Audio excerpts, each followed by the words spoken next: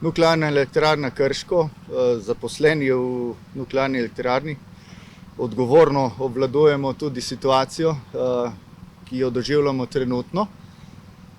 Naša vizija je vedno bila in bo proizvesti vsako megavatno uro električne energije na varen način z najvišjo stopnjo jedrske varnosti. V dogajanju, ki ga doživljamo te dni, predstavljamo prav to.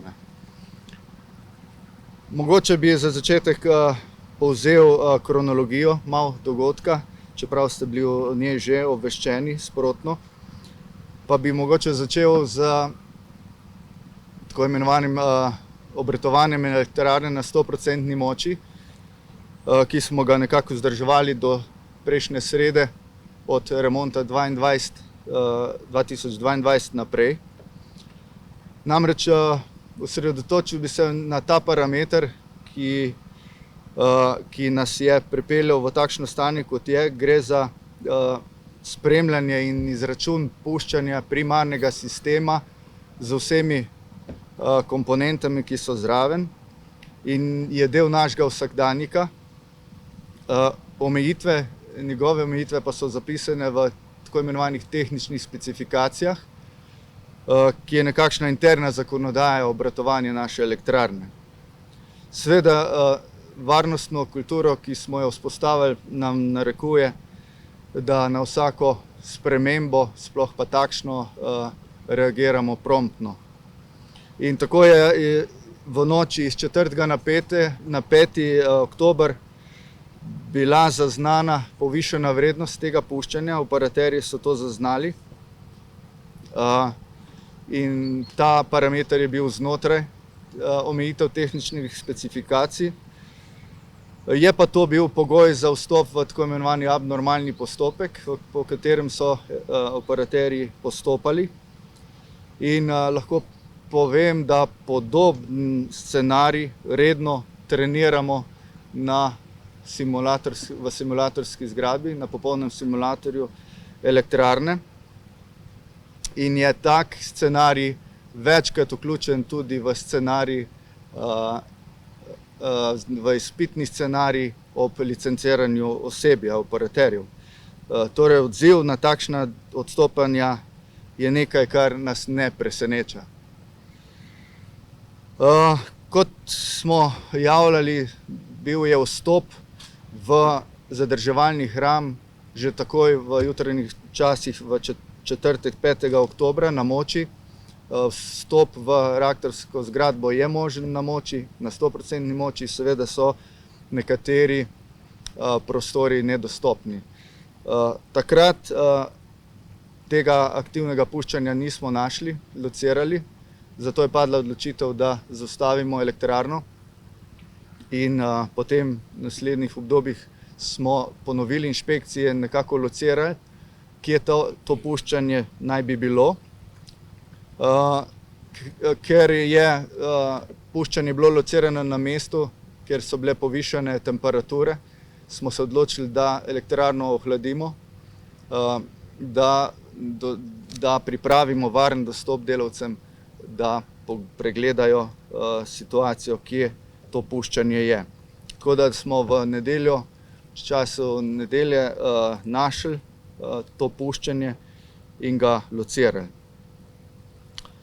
Zdaj, vsekakor bo vprašanje od vas in bi mogoče že dal kar odgovor, zakaj ni možno definirati čas sinhronizacije ali vrnitve elektrarne na moč.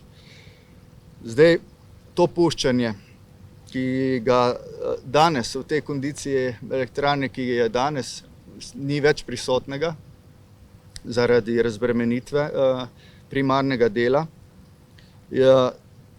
je najdeno na zvaru iz 6 na 4, na reduciranem delu iz 6 na 4 tako imenovane coljske cevi. To je cev debeline nekje dobrih 10 centimetrov. In puščanje je v velikosti šivanke, se pravi zelo mala netesnost zvara. Ta netesnost zvara je na delu elektrarne, ki je na cevovodu pomožnega sistema, nekje slabega metra stran od reaktorske posode. In to je vse vzrok, da se zahteva strokovno obravnavo inštitucij, ki se ukvarjajo s mehanizmi preučevanja takšnih in podobnih zadev. In Nuklearna elektrarna Krško je že ves čas aktivno v stiku z domačimi in mednarodnimi inštitucijami in podjetji za določitev vzroka in pripravo akcijskega načrta za odpravo odstopanja. Tuje izkušnje namreč prepoznavajo in analizirajo več mogočih vzrokov nastanka takšnega dogodka. Med drugim so to lahko skrita napaka v izdelavi zvara, napaka v materialu zvara, termalna utrujenost materiala, napetostna korozija, mehanske obremenitve in tako naprej.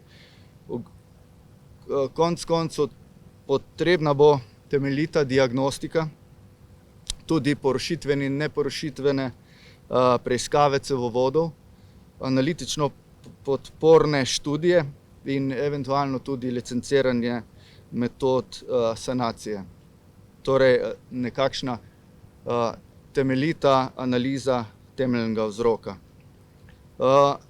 Danes vemo, da bo predpogoj za sanacijo tudi praznjenje sredice reaktorja, zato se trenutno pripravljajo predpogoji za odpiranje reaktorja in iznos vseh gorivnih elementov v bazen za iztrošeno gorivo. Zdaj, kako naprej? Nuklearna elektrarna si je zadala precej zahteven cilj, da si za vse to vzamemo mesec časa. Bo izziv tako za naše zaposlene, kot tudi za vse inštitucije, podjetja, ki nam bojo pomagali. Smo nekako prepričani, da je termin realen. Tako da točen datum sinhronizacije na omrežje je iz tega razloga danes nemogoče napovedati.